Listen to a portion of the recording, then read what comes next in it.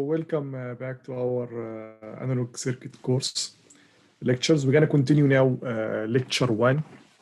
And the last thing we talked about in lecture 1 was lecture 1A, where the first part was,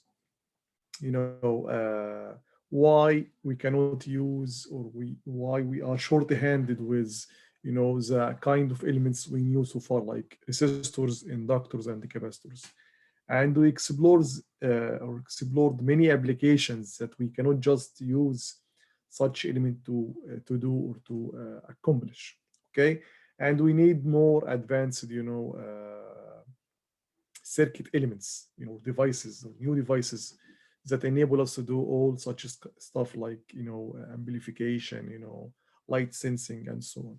Okay, and the answer briefly is in semiconductors. It's not in, we have in electricity, or we have this electrical engineering field, we have 3 materials. We have insulators, they cannot conduct current.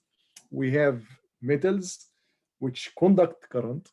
And these are the 2 materials that we studied so far, where we knew so far. And the new thing for us here is the semiconductors, which basically lies in between. They sometimes behave like insulators and sometimes behaves like metals or conductors. And when they behave like conductors, they are they become very interesting because we can control many stuff or many properties that they have, so that they can do many applications.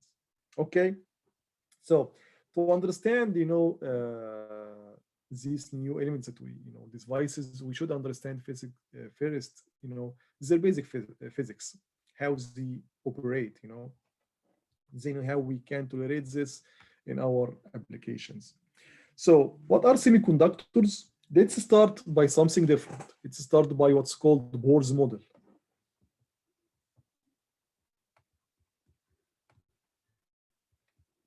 Model for the atom. Bohr was one of the greatest physicists in the last century. Okay, and he made one of the initial the initial models for the atom. How the atom, what is the construction of the atom? How it behaves and stuff. And his model was so simple. The atom is just a nucleus, and there are orbitals around it.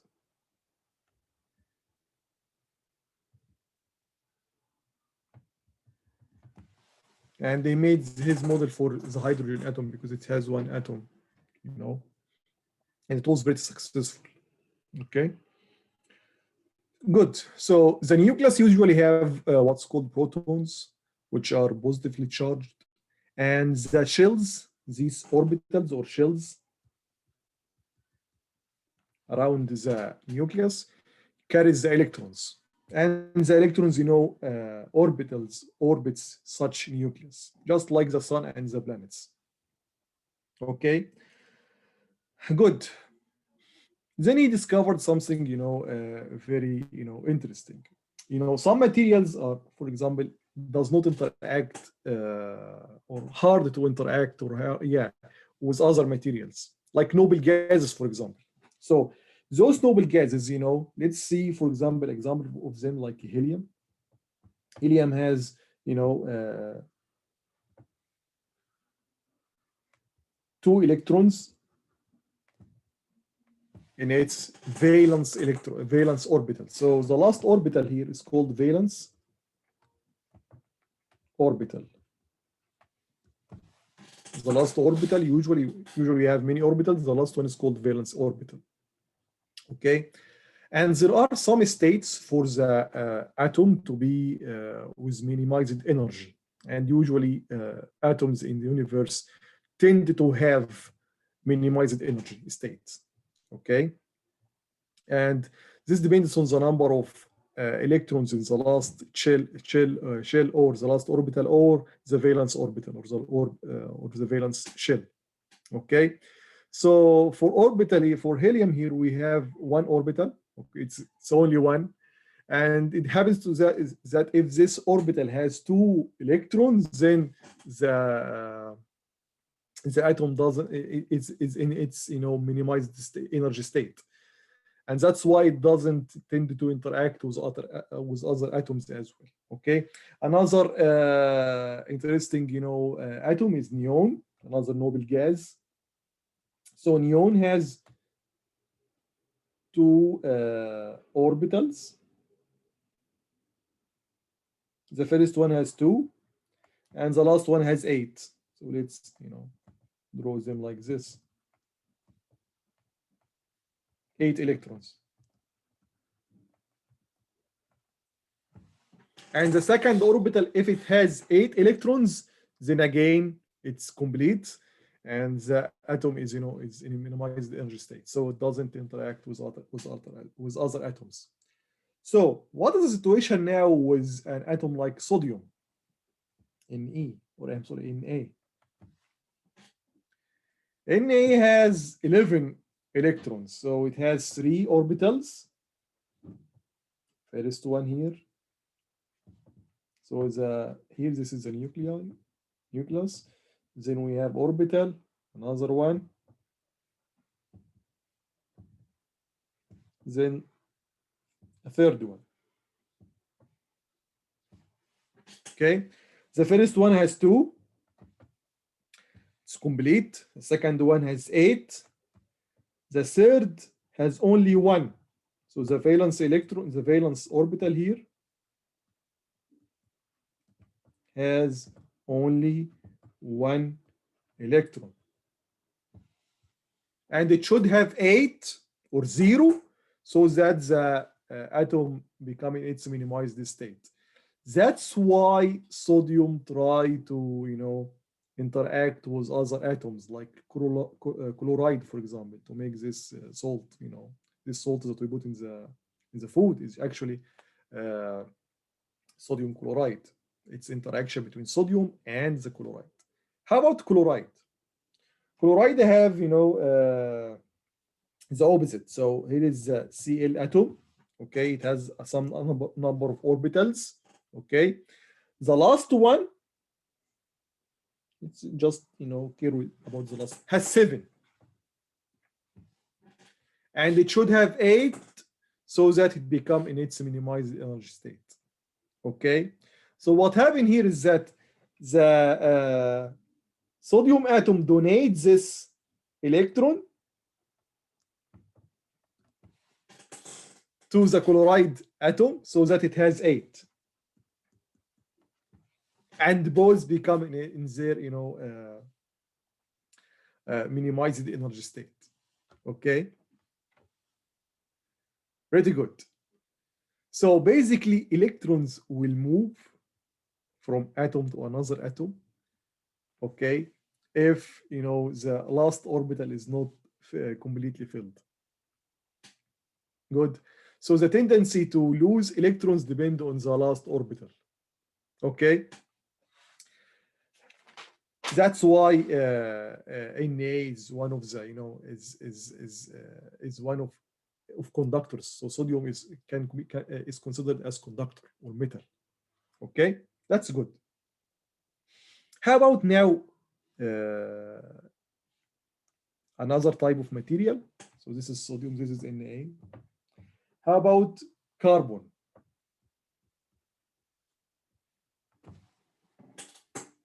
Or silicon?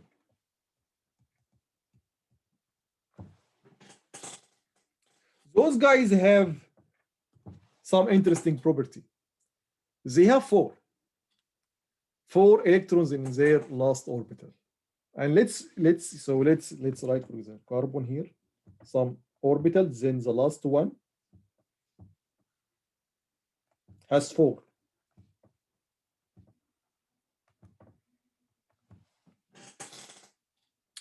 So for the sodium and the chloride example, sodium has 1, chloride has 7. So it's easier to chloride to donate this last electron and the chloride to take this last electron, right? So how about our case here? It's 4. It's not something close to 0 or not something close to 8. Close to 0 like sodium, I mean 1, or close to 8 like chloride, which has 7.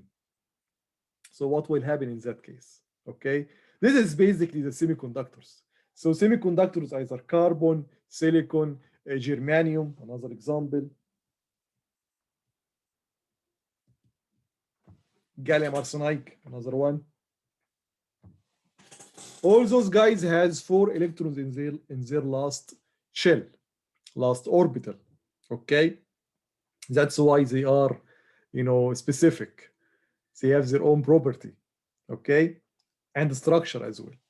So for atoms like carbon or silicon, gallium arsenide, germanium, they have their own way to reach minimized energy state. Not like sodium, not like chloride. Okay, what they do is a covalent bond. Okay, so each let's draw it for silicon. So let's assume we have some silicon atoms like this. Okay,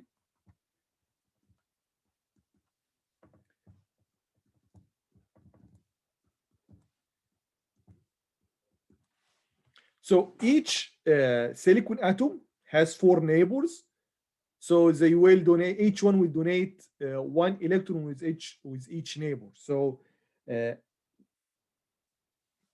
this one with this one, each one will donate 1 electron, another 1 electron, another 1 electron, another 1 electron. Again, between those, and those.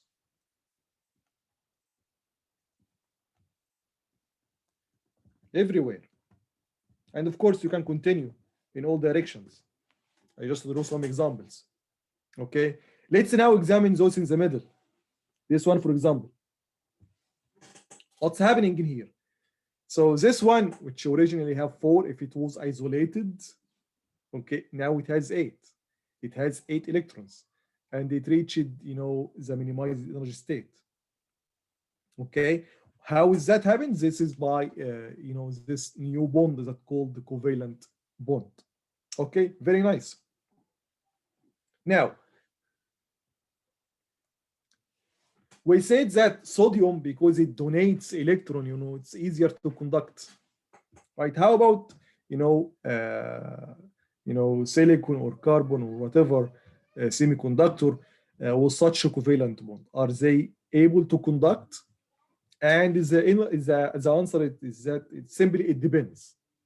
It depends on the situation or the temperature, we can say in that case. Okay, to be more specific. Okay, so at 0 degree Kelvin, okay, just forget about Celsius now and Fahrenheit, Kelvin. At 0 degree Kelvin, okay, and the Kelvin is one of the units that we can measure temperature for temperature. At 0 degree Kelvin, all such bonds are fixed, and the carbon will appear just like insulator. So if we have a piece of silicon like this, and we put a meter here, and we put a battery like 5-volt battery, for example, and the temperature is equal 0 degree Kelvin, this guy will read 0. Okay, 0 amperes. How about if we increase the temperature a little bit? Okay, for example, if we redo the same experiment at the room temperature. So let's have the same experiment, but now let's do it another color. Room temperature, which is around 3 degree Kelvin. Actually, we will see some current now. So this will be larger than 0. We will see some current. Small current, but there is current. Okay, so what's happening? How we match what we just discussed about covalent bonds, in which the atoms, each 2 atoms are donating 1 electron, and they are in their fixed state, and the electron has has some tendency to to bond two atoms together. How these electrons lose from their bonds and just to move in the material. This is the current, by the way. Okay. And the answer is that this bond, can be broke if we give it some energy. In that case, the room temperature, or the heat energy based on since you have temperature larger than 0, then you have thermal energy applied. Okay. So this thermal energy can break some of these bonds. Okay. So whenever we apply thermal energy, some of this electron will become loose. And we usually draw the electron like E with negative sign above it. Okay, to say that okay, there will be a negative charge moving. And then when you apply a voltage difference on this sample of silicon, then you will see current. Okay, so it's not the voltage of the battery that breaks the bond. It was, the thermal energy come from, around, that because of the temperature is larger than 0. Okay, good. And now we discover that Bohr model, is really poor in describing such a phenomenon. And we need more advanced model to understand more what's really happening. Okay, and the other models that we're gonna discuss now, not Bohr model, which was perfect at the time, by the way, but eventually we get to another advanced models in physics to describe the material. And this model is very famous for solid state materials, describe solid state materials, which is the energy band diagram. So energy band diagram. What's in that energy band diagram? Okay, basically we imagine each atom as energy levels just on top of each other, infinite energy levels, many of them. So let's change the color, for example, to black.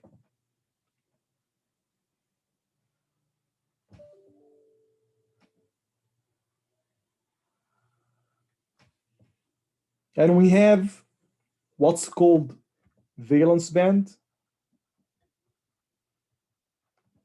and what's called conduction band.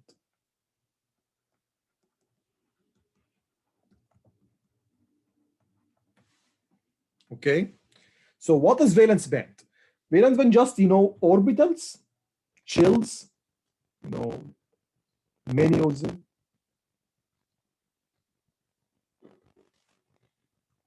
And again, the conduction band again is also shells, orbitals.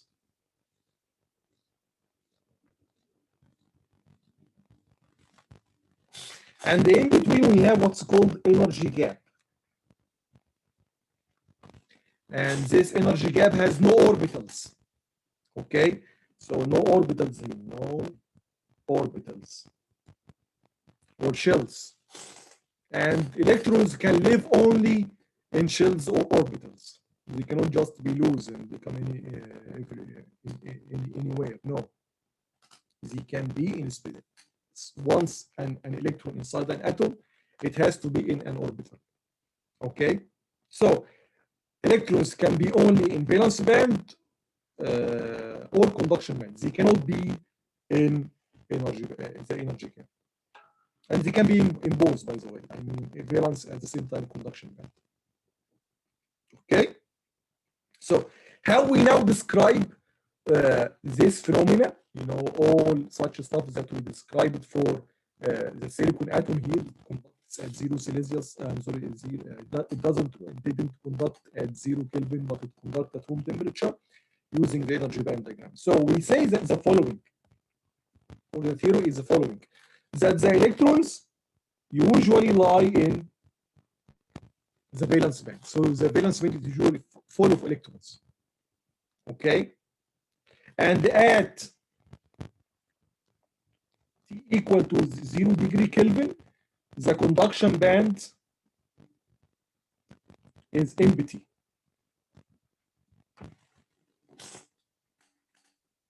Once we have T larger than 0 Kelvin, okay, then some electrons here will have some energy, and they cross the energy gap and go to any orbital here in the conduction band.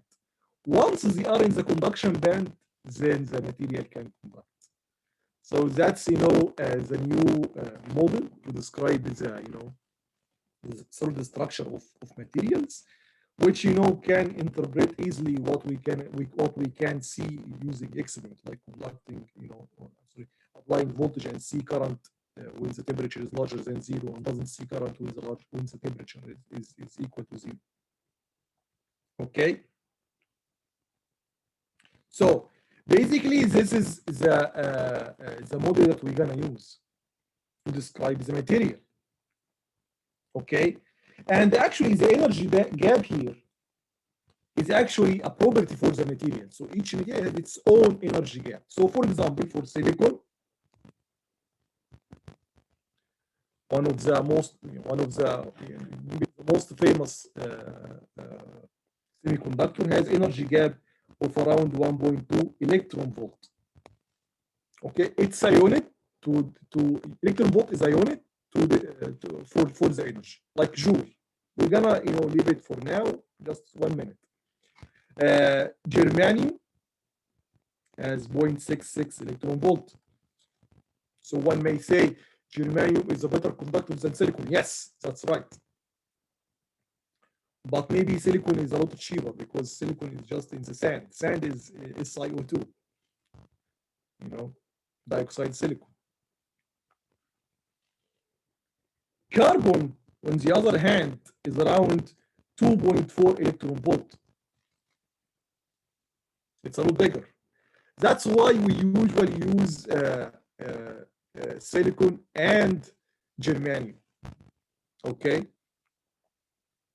rather than carbon, although it's still semiconductor. Okay, and if we look here at the numbers, they are interesting because it's almost doubling. So, you know, 0.66 almost doubled to 1.2, and 0.2 almost doubled to 2.4. I'm sorry, this is 1.12, not 1.2, but still almost double. Okay. So what does electron volt? Electron volt is just a unit for to measure energy. So electron volt is an energy unit, and 1 electron volt equal to 1.6 to the power minus 19 joule. Okay, and what is this? This is actually the charge of electron.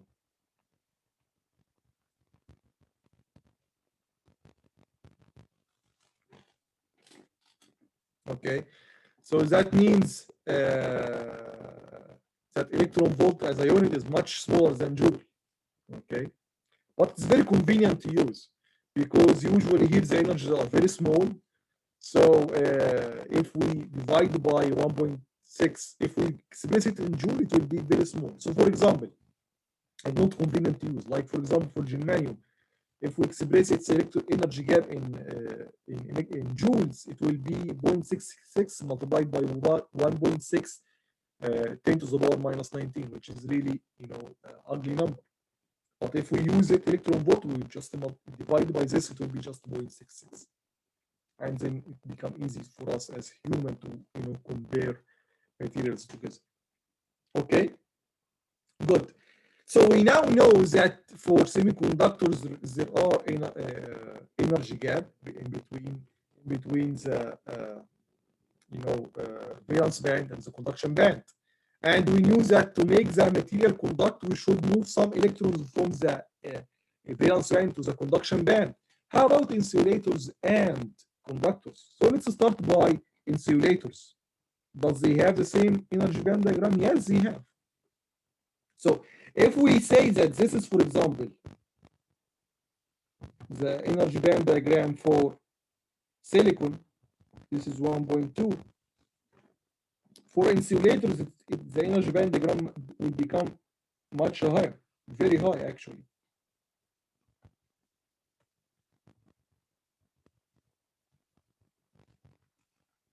Very high energy gap. So for an electron to move from here to here, it needs very high energy. And simply, room temperature is not enough. Room temperature is not enough for this. It will not provide the enough energy larger than the energy gap, so that or we can say that the thermal energy at room temperature is less than the energy gap, so that the electrons cannot move from the valence band to the conduction band, so they cannot conduct. How about metals or conductors? Yeah, they are very interesting. Actually, they have two shapes for the energy band diagram. The first one is that a one with energy band diagram equal to 0. I mean, this is the valence band.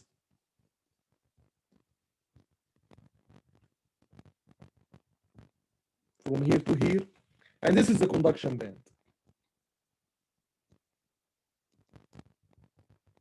And there is no space in between.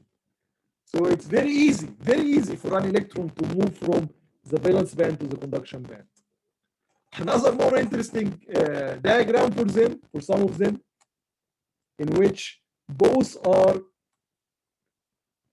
intersected.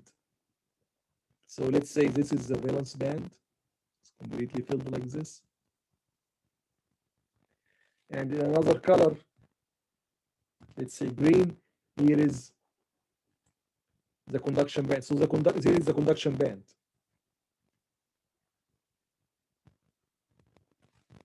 And here is the valence band. And this area here is filled. So the conduction band is partially filled, even at T equal to 0 Kelvin, right? So with such new model, we can express or understand easily, each kind of electrical material, or we can understand easily the electrical properties of materials, either semiconductors or insulators or even conductors. But of course, in that course, we are, interested more in semiconductors than other materials. Okay. So that's it for this part of the lecture, and we're gonna continue with another properties for semiconductor in the next video. Bye bye.